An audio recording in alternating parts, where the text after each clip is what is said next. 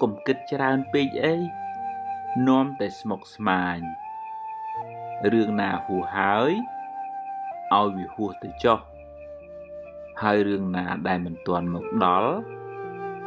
ក៏កុំបារម្ភពេកអីប្រឹងឲ្យអស់ពីលទ្ធភាពនៅថ្ងៃនេះឲ្យហើយថ្ងៃស្អែកទុកឲ្យកម្មជាអ្នកចាត់ចែងទៅចុះបើល្អទទួលយកទៅបើមិនល្អទេក៏ត្រូវតែហ៊ានទទួលហើយប្រឹងប្រែងបន្តទៅទៀត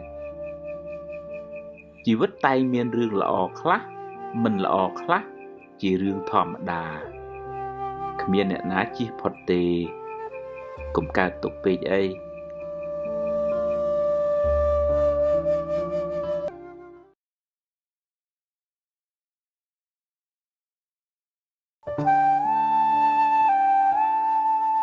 អត់ធន់រឿងណាអត់បានអត់ខ្លះទៅ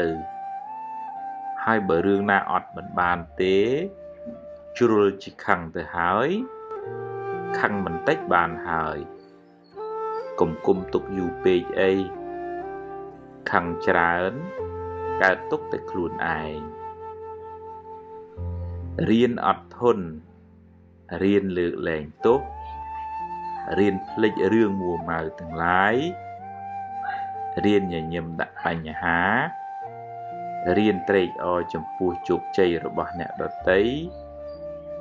រៀនស្រឡាញ់មនុស្សឲ្យបានគ្រប់គ្នារៀននិយាយល្អរៀនមានសង្ឃឹមរៀនតស៊ូរៀនទទួលរឿងរ៉ាវទាំងឡាយទាំងល្អទាំងមិនល្អរៀនទទួលស្គាល់ការពិតទើបមិនសូវមានទុក្ខ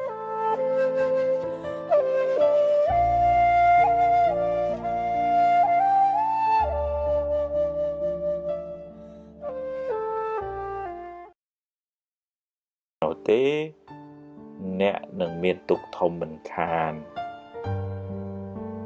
ហើយសូមកុំផ្ញើសេចក្តីសុខ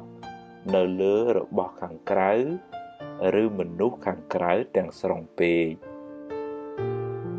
អ្វីសុទ្ធតែមានការប្រែប្រួលជាធម្មតាអ្នកមិនអាចហាមឃាត់បានទេគួរចងចាំថាសេចក្តីទុក្ខចង្អៀតចង្អល់ក្នុងចិត្តកើតពីការជាប់ជំពាក់ការស្រឡាញ់ហួងហែងខ្លាំង